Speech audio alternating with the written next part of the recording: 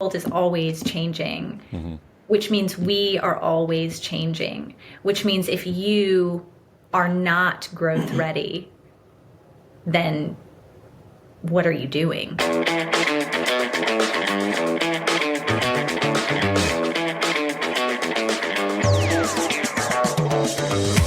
Hello there, it's me, Steve Meller, and welcome in to Growth Ready, the podcast that allows high performers to reveal the reality behind what it means to ready yourself for growth, the personal and professional challenges along the growth journey, while also allowing the high-performance executive coach in me to satisfy his curiosity toward what drives optimal performance. On this episode, we welcome in the joyful strategist, Jennifer Gomez. And as a strategic leadership coach and connection expert, Jennifer believes that by anchoring joy throughout our lives, over time, we will ready ourselves for these bursts of success that will lead to sustained growth. And welcome back into the most recent installment of the Growth Ready podcast. So excited to be welcoming in a fellow Baton Rouge-based guest today, in that of Jennifer Gomez. And Jennifer, before we go any further, you're going to get asked the question that everybody gets asked as we get started here. What does it mean to you to be growth ready?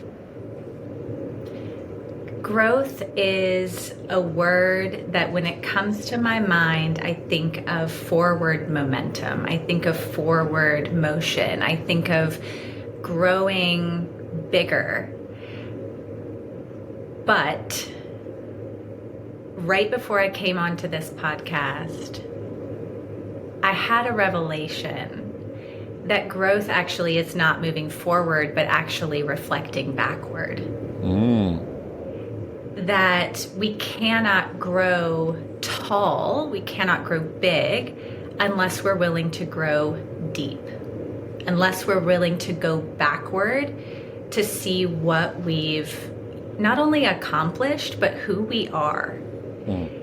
And for a very long time, I didn't do that. I was so focused on forward. I was so focused on bigger, focused on exposure or money or status or title. And all of that is really wonderful. Don't get me wrong. I was just posting about how I want to go travel internationally again. And to be able to do that, what do you need? You need money, right? So growth monetarily is very important, but you can't even get to those heights or even appreciate those heights unless you understand and are completely grounded in who you are and where you've come from. And so I looking back on my upbringing, on my career, on all of it, I had to realize that I wasn't just who I am today, but I'm who I have grown to be. So when you ask me, what does it mean to be growth ready? I think that's a bigger, deeper question than we even can conceptualize, because what does growth truly mean, right? Growth, does that mean monetarily? Does that mean in your career? Does that mean, really, to me, it means we have to grow deep to grow tall. We have to go backward and say, okay, what did propel me to want that title or want more money or want more status, or what real impact am I trying to make on the world? What real purpose is driving me? Because all of those other things, they're going to come whenever you're driven through your purpose, whenever you're driven to make a difference in the world, whenever you're driven to be of service. So really, being growth ready, you have to have a deep connection with yourself, with your purpose, and what you're truly meant to do on this earth, because all of that status, money, impact, all of that will come if you're truly aligned with yourself. I love it. I love it. And you know what? My favorite thing about this question is that it continues to solicit a completely different answer every single time. Sometimes people answer it so quickly, 15, 20 seconds, just like, this is what it means to me. Boom. So clear. And what I love already about your response is just the introspective approach that you took to it. It's to acknowledge that at certain points of our life, it can mean one thing and at another point, and literally in a day, right? Like here you are saying that coming into this interview, you were thinking this way, and then you sort of reflected a little bit, and it makes you immediately shift a little bit more inwardly, deeper, going back a little bit retrospectively. And so just to be able to say that growth is ever evolving, but at the heart of it, it's taking that time to find ways to define it, find ways to look inward and say, does it mean enough to me to take the time to define it, to do that work, to go backwards a little bit?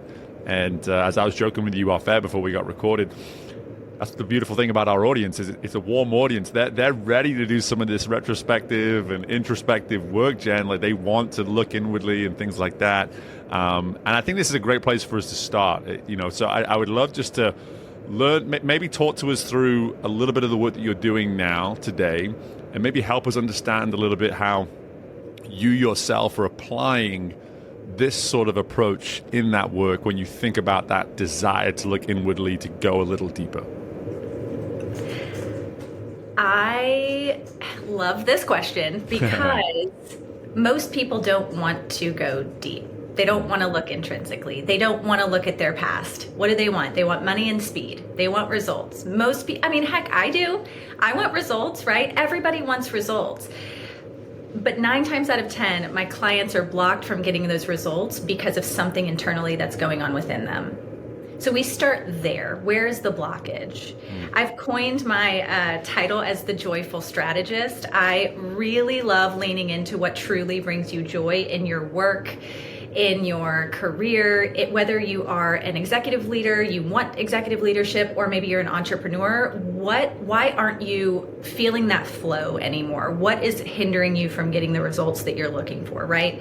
So my clients are anywhere from a young leader who wants to go for a VP role that isn't quite sure how to get there. So we're mapping out her trajectory and working on executive leadership tactics there, to I have a ton of entrepreneurial clients who actually want to have more cash flow into their businesses. So we're shifting all of their offers. We're really focusing on higher value and less fluff, and really getting their clients the results that they're looking for. Again, people don't want to talk about woo-woo. Oh, let's go really deep. Let's do some breath work. Even though it's all very, very important, and I will breath work on my clients all day long. But what they really want is they want results quick, right? They want results fast. And so what I do is when I first meet with a client, and it's kind of different depending on where they're at. But for instance, I have a meeting on Wednesday where we're doing a strategic planning meeting for her business. And we're going to get her, the goal is from 0 to multi-6 figures within her first year. Because the economy is not getting any better. But consumers are different. And so that's really where we focus. We say, where are we stuck? How can we get there? Now, what happens, Steve, whenever we talk these big, big goals, these big, big dreams, right? We get scared. Growth ready is fear. There's so much fear in growth. So we spend a lot of time there. And I encourage my clients. I say, are you ready to commit? And are you ready to get really uncomfortable? Yep. Because on the other side of that is your definition of success. On the other side of that is your definition of growth. But if you can't break through those internal barriers, that's why it's so important to go deep. Yeah, absolutely. And so much at the heart of that insight is getting people in that right headspace to begin with before we start doing the work. So often, again, in this busy world, we just, hey, is there a task that I can do? Is there a course that I can take, or whatever it is? And it's like, hey, it's like, prescribe me, please give me a prescription that's going to help me get from A to B as quickly as I possibly can. And if we just take that moment just to do a bit more work, get deep, get clear on the definition, and then further still get to the heart of the why behind the growth, then suddenly now the work that we probably will do will be more reflective of the growth that we actually want to see. And I'm really hearing that in your response is like, what does it look like to take the time to get a little bit clearer around what I want, why I want it, and then you can start to have better conversations about what you want to do about it. What are you willing to do? And to your point, there you are asking your clients, like, hey, Are you ready to get uncomfortable? Are you ready to go places that otherwise you may not have gone had you not decided to invest in this kind of work, right? Yes, because whoever hires me or anyone that is ready to invest in themselves, you are not going to see the results unless you're willing to do the work. Mm-hmm. Right? If you invest in a gym and you don't go to the gym 7 times a week, you're not going to see the results that you're wanting. Right. And so oftentimes what happens, I think it's in online courses in particular, I think it's something like only 30% of people that buy an online course actually finishes it. Oof. And then what happens? They get upset. Sorry if you're creating an online course, Steve. Sorry if that was a heavy metric to throw at you. Not yet at least, but I'm thinking about it. I'm thinking about not necessarily doing it now, but we'll see. I mean, and then what happens is the person who's taking the course feels like they just wasted their money. Sure. But let's really unpack this here. Like, what happened? They didn't stay the course. Mm-hmm. They didn't get the result because they didn't stay consistent and actually commit to what they signed up for. Right. So that's another way where we have to really look in the mirror and take a time audit and say, what am I focusing my time on? What am I doing? Where am I doing revenue generating activity, or am I scrolling on Instagram for inspiration? Yeah. Tell me a little bit more now about your journey, because I really want to. I'm always fascinated because the audience have they picked up my journey as we've gone through the 200. You're probably right around 250 episodes now, so people have got a good idea of Steve at this point, and I would love for them just to maybe better understand how a person gets to this point that you're at right now. So it's one thing to have the expertise, but as I know, just from doing my research about you, we have already discovered that we've got about 50 people in common that we know too. I already know that this is a way of you. This is a way of being for you. This isn't just something that you're teaching and selling to people. And so I'm just curious. Walk us all through that journey of how you arrive at where you are today, so adamant and so disciplined around the work that you're obviously doing. Oh, okay. How much time do we have? In a nutshell. Okay. In a nutshell. I will say this goes back to what I was saying at the very beginning is, how did we get to where we are? How did we become the person we are today? We have to look backwards to see what we've endured in our life that makes us who we are today. What I have found out is that the top entrepreneurs actually have severe childhood trauma because we are so driven to make something of ourselves, right? Yeah. So I wouldn't say I had severe childhood trauma, but I did have parents that divorced very young. My father wasn't in the picture very often. My mother was struggling to take care of 2 children. And by the time I was 17, I was completely on my own. I mean, I had no parental assistance, I was living with a best friend at the time. I mean, it was a really rough, rocky part of my life. But looking back on that built the resilience, the drive, the determination. The quote that I say so often is that there is no other option. That is conviction. When you have that feeling in your gut, like, I cannot give up because there is no other option. Yeah. That's the drive that you need to be able to move forward. So I actually had a teacher. I love telling this story. I had a teacher in high school that she saw that I was just in a very, very rough place. And she drove me to Northwestern State University, Forthcoming Demons, up in northern Louisiana. And I had a love for the stage. I had a love for acting since I was probably in 3rd grade. And so I auditioned at this school, knowing no one, having no money, having no parentals. I was completely on my own. I auditioned, and this teacher helped me get a full ride to go to school at Northwestern. So I finished school there. I did a few different theater regional performances throughout the years. Ended up meeting my now husband there, and we moved out to LA together. We got married in 2012, and in 2013, right around the corner, we moved back to Baton Rouge, and we have been here ever since. But when I came to Baton Rouge, again, knowing no one, did not have anything except for Mark and some of his family. I had that drive of determination again. And within about a year, I was like, you know what? this city is small enough to where I can really make an impact. I don't know how I'm going to do it, but there's no other option. And so what I did was I started reaching out to, there's a prestigious award here in town called the 40 Under 40 Award. Yep. And once I heard about that about a year or two in, I just started connecting with people. Like, can we go have coffee? Can we go do this? I was just ruthless. I was like, let's meet. I want to make an impact in this city. Through that, my network grew. And then I was working at LSU, and then I worked for the Hilton downtown for a little while. And while I was there, while also growing that network, I was called by the chief of staff for the current governor of Louisiana. And he said, your name has come up to work for the First Lady. And I just about fell out my chair because in that moment, talking about Growth Ready, it was like the long game, right? It was like those 5 years that I had met and sat on boards and done all this networking. We oftentimes, I was just writing about this earlier, we want those quick wins without thinking about the long game win that we're going to be getting. Right. So if you're listening right now, the networking you're doing, it's going to pan out, I promise. Yep. But it finally did. And so from there, I was able to work with the governor and his wife for 6 out of the 8 years that they were in office. Wow.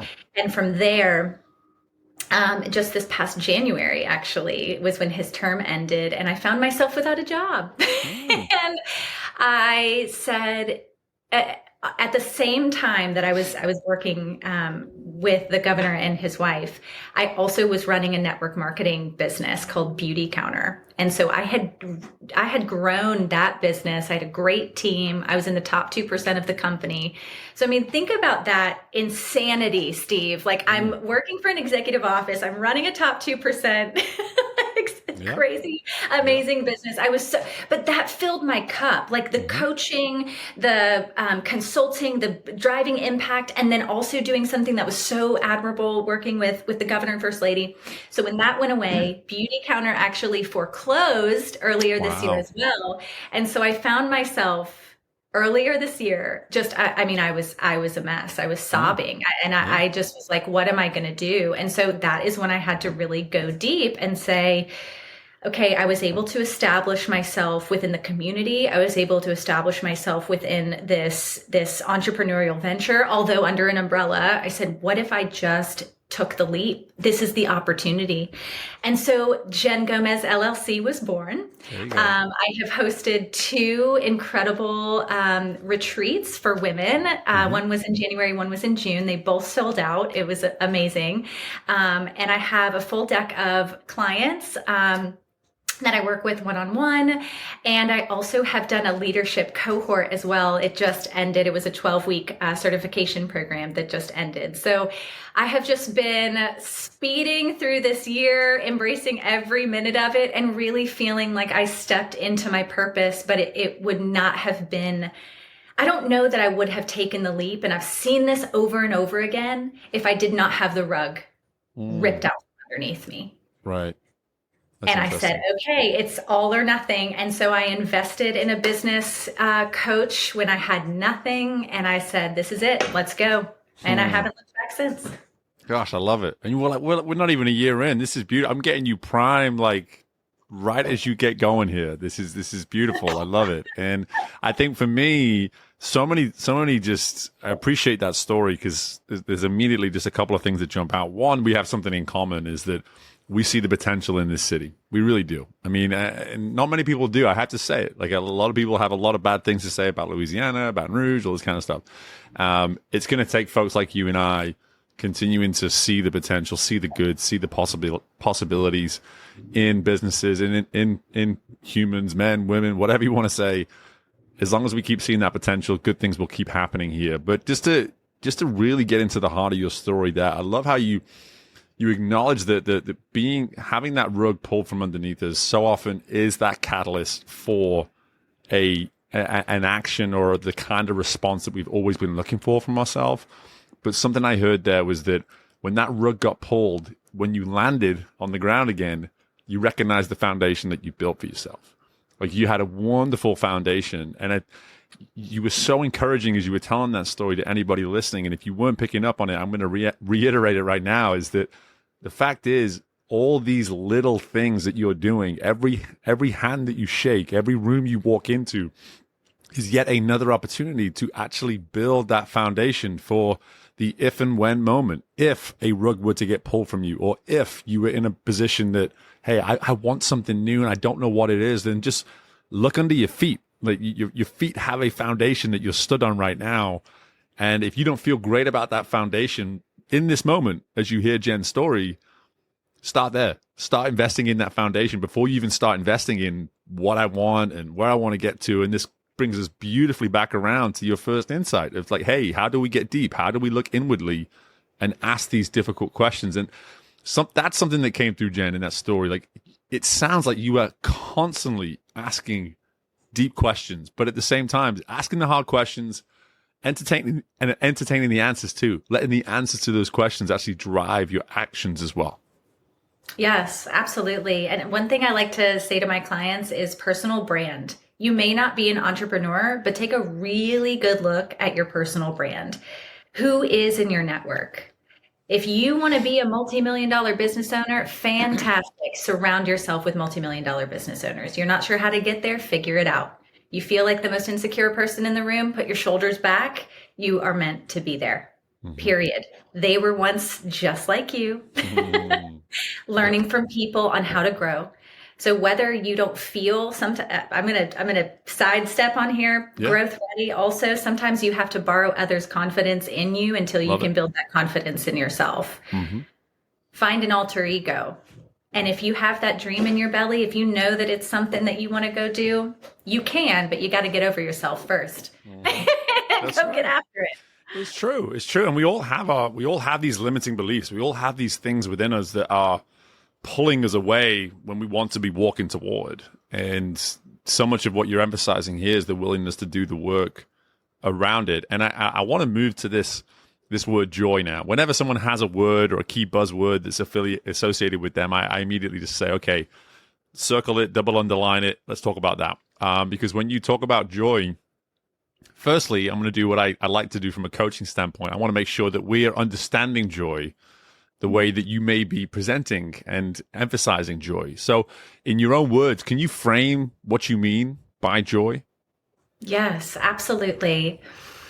Joy is a strategy, first of all. Joy is not something that happens. Sometimes it does. Sometimes we have to strategize it to happen. But we were each put on this earth to feel joyful. We were each put on this earth to make an impact. Have you ever done work with the homeless or service-based work? It feels good, right? You feel fulfilled. You feel impactful. That is joy. Leading with transformation, not just transaction. Leading with impact in your team, a bigger mission. Building leaders within your team or within your organization. Understanding that the joy maybe isn't something that you are creating within yourself, but you're creating in others. Sometimes we feel so... Have you ever read The Gap and the Gain? Oh, yeah. Okay. So sometimes we get stuck in the gap. Yeah. And to pull ourselves back into the gain, we have to tap into what I call joy anchors. Find throughout your day where you felt a little burst of success, whether it's in someone else or in yourself. How can you get yourself back into the gain so you can get back into momentum so that you can actually achieve those results? I did not get to where I was in my network marketing business by staying in the gap. I leaned into things that brought me joy and that brought my team joy. It was not about the product, it was about the transformation. So this joyful strategy, this joyful methodology, I mean, you're seeing it in some pretty big companies now, where it's leaders that are not drilling into their staff, or it's not entrepreneurs that are just foaming at the mouth for sales. It's about impact. It's about influence, right? Yeah. So tapping into that secure foundation, we were talking about that before, secure foundation, authentic even though some people don't like the word authenticity because it's very difficult, right? It's difficult to be your authentic self if you're required to be a mold of who you are. So authenticity is a whole nother topic for a whole nother episode. Right. But how can you promote joy and impact within your organization so that you can get back into momentum and get back into the results that you want to see within your business and within your team? Yeah. When I worked for the governor, was the first time that I'd actually realized that I had a methodology, because I walked into a team of men that were twice my age, and they were all incarcerated. Wow. Yes. So talk about heavy. It was very, very heavy. And I had to remind them that life was bigger than what they knew to be true. Yeah. And that when you have someone that believes in you, when you have someone that believes in your future, that when you have somebody that says, I see your strengths, I see that you're not working in this position, let's just move you over here, instead of just firing you on the spot. Yeah. It was really incredible to see this mentorship and this methodology through these men who had no one ever take time to really develop them as leaders. Yep. And so now they're out in society and they're able to bring an impact through that, which is pretty neat. Yeah, it's more than pretty neat. It's pretty awesome. It's pretty awesome. And I think the something that's so apparent in the stories there that is coming through is how clear you seem on what you know is good for other people. You know, you're very clear on, like, we need joy. We just need joy. Like, what if? Stop trying to tell yourself you don't need joy. You know, you can be the most you can be the most skeptical, whatever you are. That's totally fine. You can be still that, but yes, you need joy. If you don't have joy, what are you doing on this planet? To your point, yes. It's like we were put here for joy, to experience joy, and you know what might some sort of audit around where joy exists, if it does, in your life right now look like? Because if we don't do that work at some point, sadly, we are always going to be, we're not going to have it. You know, we're going to be completely aloof and never actually experience joy. And you can see someone that has that connection within themselves, and you can see when someone doesn't. Yeah. And it's those people that don't that I honestly love to be around the most, because you are the average of the 5 people you're around the most. So I'm like, okay, maybe, just maybe, if I'm around them enough, they'll get a little bit of a joy anchor from me. Yeah. And then they'll see how much lighter it is when you just relax. I mean, I get it. I get all of it. I get the political climate. I get the economy. I get it all. What is in your control? What is out of your control? What is in your control is your emotions, the way that you talk to yourself, the way that you talk to others. So why not start there instead of just constantly just being in this negative, and then that's spewing through your business. It's spewing through all your copy. It's spewing through your marketing. Whether you believe it or not, it is. Yep. You have to find that connection. You have to find the joy, even if it's just a molecular little tiny little joy anchor. You have to hold on to that, expand that bigger, and run through the wall with that. And that is, again, when you start to see the momentum and the results that you're looking for. So get out of that gap and into that gain and into momentum by anchoring into joy. Yeah, and something I always appreciate when a guest shares this type of insight is that you're not saying that this is something that you have to have all figured out or be all-encompassing joy.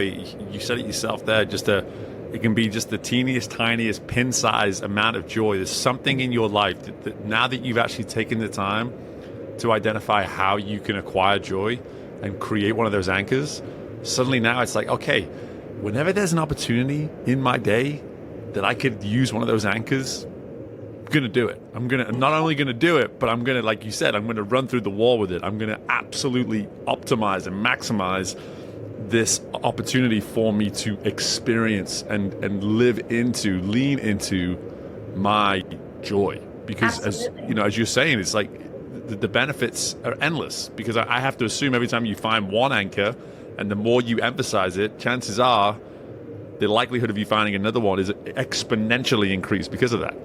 Absolutely. And people will say, I can't find joy. I can't feel joy. I can't. So your title is high performance coach, right? Mm-hmm. Yeah. Especially with people that are high performers. What do? We are really negative on ourselves. Mm-hmm. I didn't hit this metric. I didn't do this. I didn't do that. We get in our heads. We start just overthinking. We have to take a moment to say, okay, you know what? I got to shake all this off. I got to put on my favorite jam song, and I've got to neurologically redirect my thoughts so that I can take that strategic action, so I can actually win the race. Mm-hmm. So I can actually go and make $1 million in my business. So I can actually go and leave the job that I hate and start my own business as a bakery. Whatever it is. Right? Whatever it is. The lack of joy is holding you back. Yeah. Fear. I will say one thing about fear. I talk a lot about fear too. Fear, and somebody may have said this already on your show, but fear are stories that we tell ourselves about the future. Mm-hmm. They are not factual.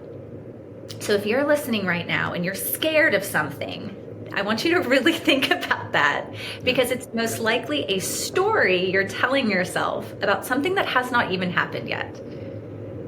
So look at what's factual, look at what's fake, look at what you can control, look at what you can't control. Set your goals and run after them, because life is too short.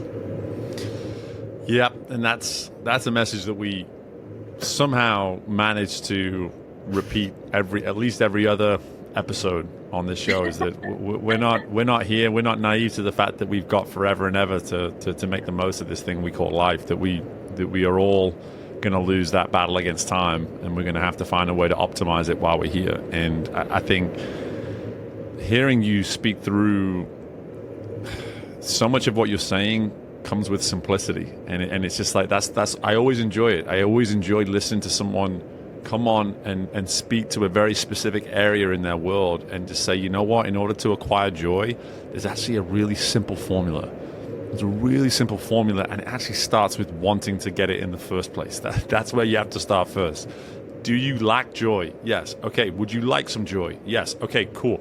Now we can do some of this work. Now we can start to get a little bit curious and investigatory around what might actually finding joy in my life look like. And I definitely now want to step into the fear component too, because to your point, like, yeah, we've heard that type of definition around fear before. We talk about stories that we tell ourselves on this show quite a lot. But when you think about your journey now, and you think about this place that I have to assume came with great fear earlier this year, then we're talking something that is still probably quite fresh in your mind, I'd have to assume.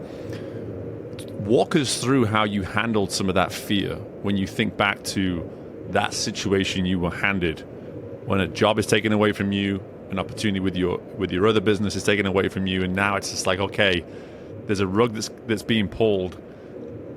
Did you have fear? And if you did, what did some of those initial steps look like in terms of overcoming it?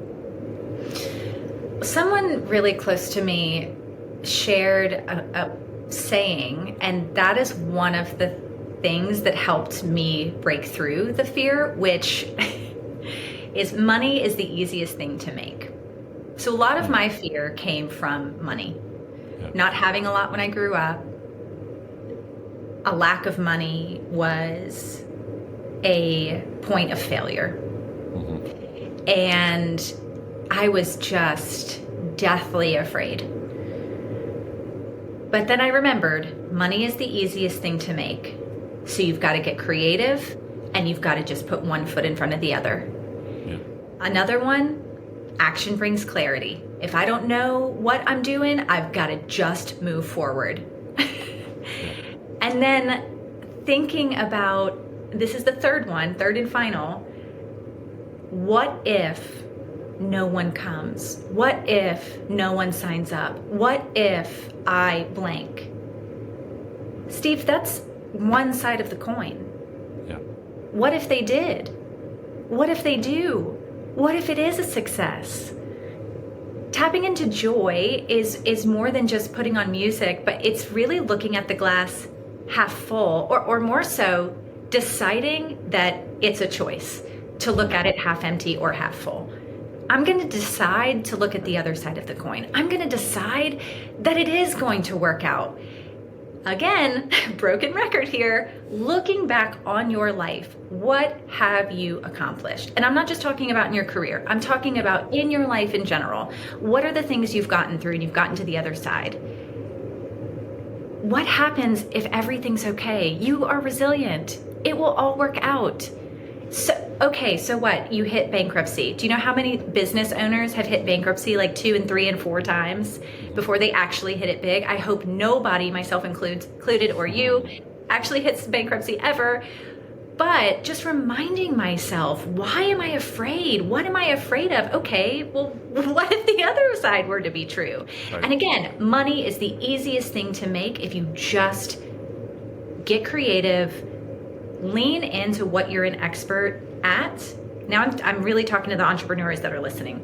Sure. This was my biggest aha moment. What are you really good at? What could you teach someone with your eyes closed? And figure out a way to teach it to them. Find your audience, find a little beta group, get you some testimonials, and just move forward. That was the biggest thing that I could have realized for myself, is how much more equipped I was than I actually realized. And then just having the momentum and the mindset to just take one step forward, and then another step, and then another step, and never give up, because there is no other option. Yep. And getting more comfortable playing out those worst case scenarios is such a powerful tool in so many ways. Especially when you get to do it with somebody else too, because they can just kind of sit there and you have that wonderful moment where you sort of lay out the worst case scenario, and you look at somebody across from you and they're giving you this look of, so what? So what if that's what comes of this? And I think, to my own story of the 3 years that I've had my business now, I had all those fears when I first started. We have some very similar stories when I talk about my relationship with money growing up and all this kind of thing. And I think for me personally, to sit here now and get to sit with someone like yourself, hearing what it is you've already achieved and that you're on your way to achieving, I get to sit here now in this sort of sense of, it's almost like it's like a reaffirming energy that I get when I hear stories like yours. Is that I get to just sit here and go, here's another example.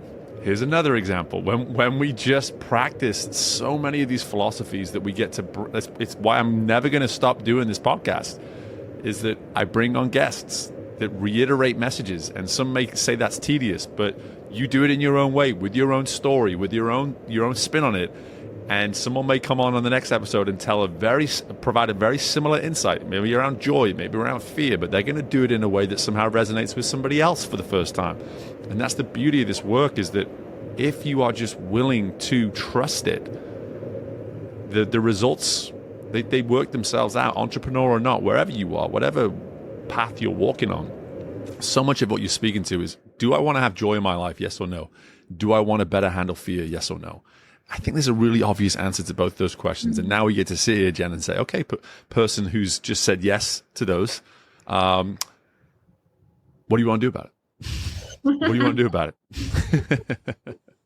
Absolutely. Let's take a really fine-tooth comb to your whole business strategy and see what's going on. Your leadership strategy, see what's going on. I mean, it's the results you're looking for truly are right on the other side of that. And I'm so glad that you did start this podcast. And one thing I'll say is that we as humans, we have to hear things a minimum of, I think it's 8 times, something before it will actually stick.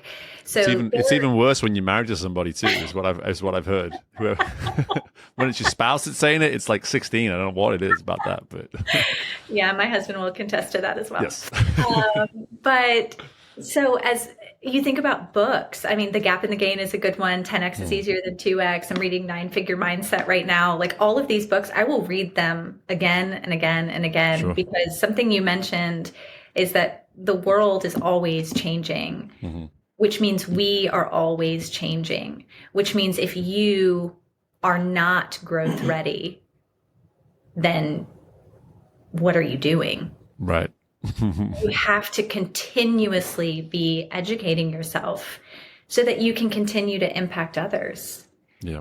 And that's different for everybody, but I think it's just an ever evolving, it's the beauty of life, that the more that we can grow, the more that others can grow right alongside of us. But we have to sometimes hear those words and hear those sayings and get reminded to pull us back out. Because I mean, I'm not just joyful 24 hours a day. Exactly. It's Right. something that has, and it took me so long to connect to that word, because I was like, no one is going to take me seriously. I am coming on here talking about joy. Oh my gosh. And my husband said, Jen, you have to talk about joy. You have the things that you have gotten through in your life would not have been possible if you didn't lead with joy.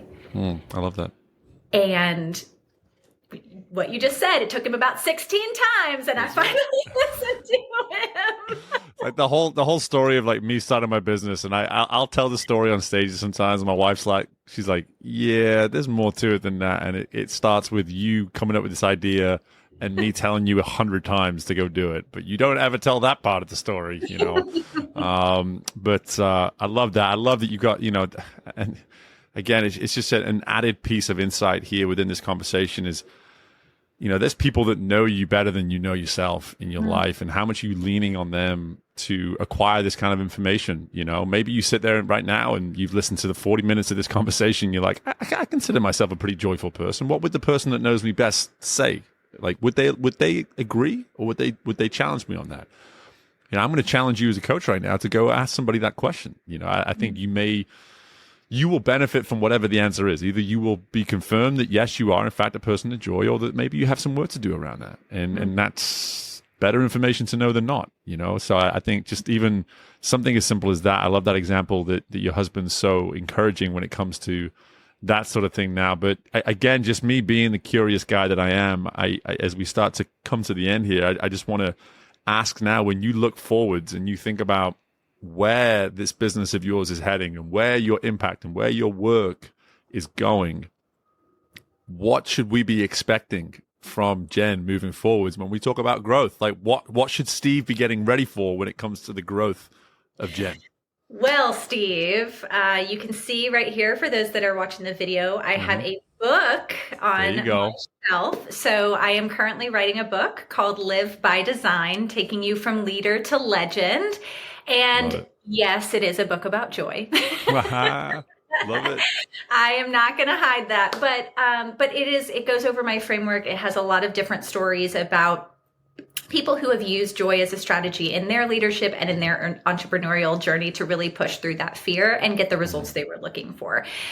So definitely be on the lookout for that in the next year. And then next year, I have a few different retreats that I'm going to be doing, one of which is the Expanders Retreat. So we're going to be really diving deep into your business by the end of next year to prepare you for 2026.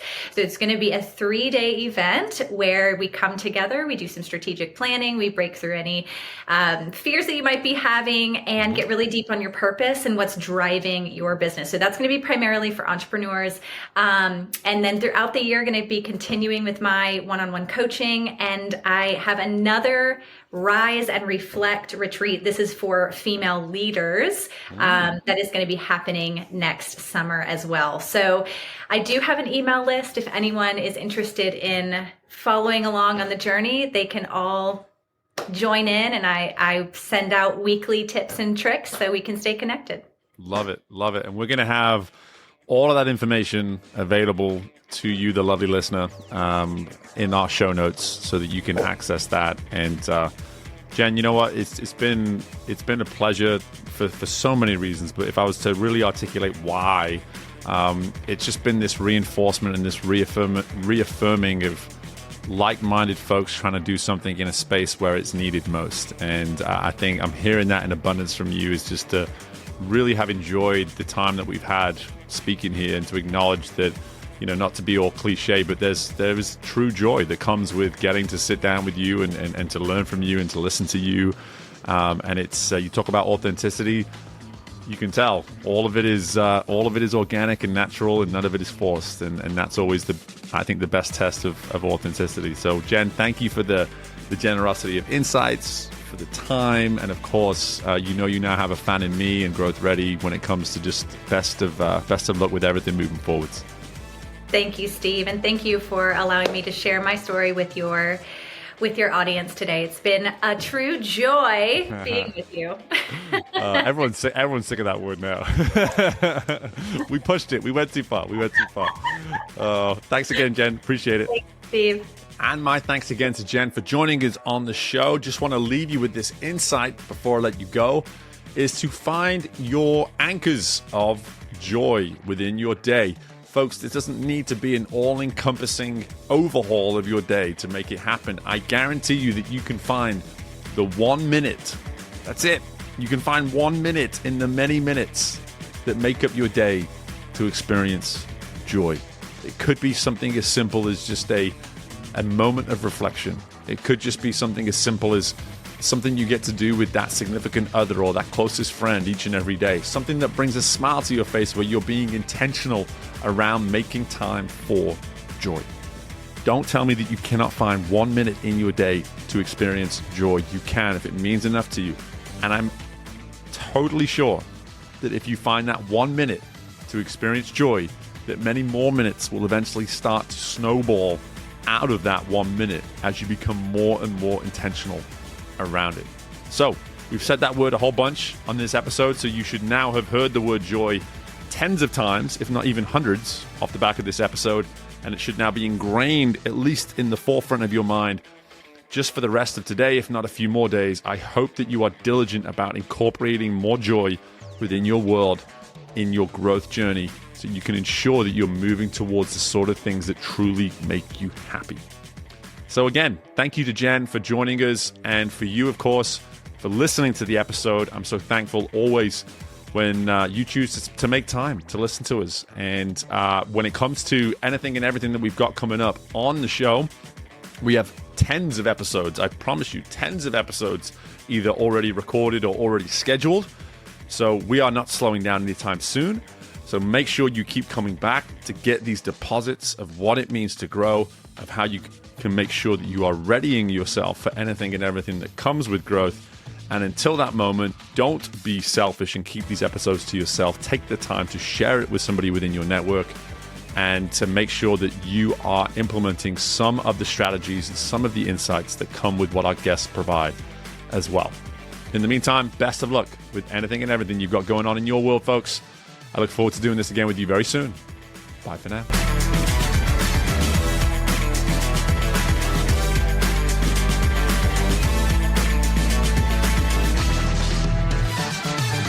Thank you for tuning in to Growth Ready.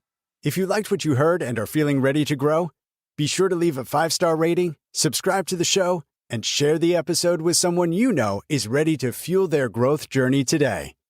We love our community, so don't hesitate to reach out to us at podcast@growthready.com. And until next time, we are Growth Ready, and you will be too.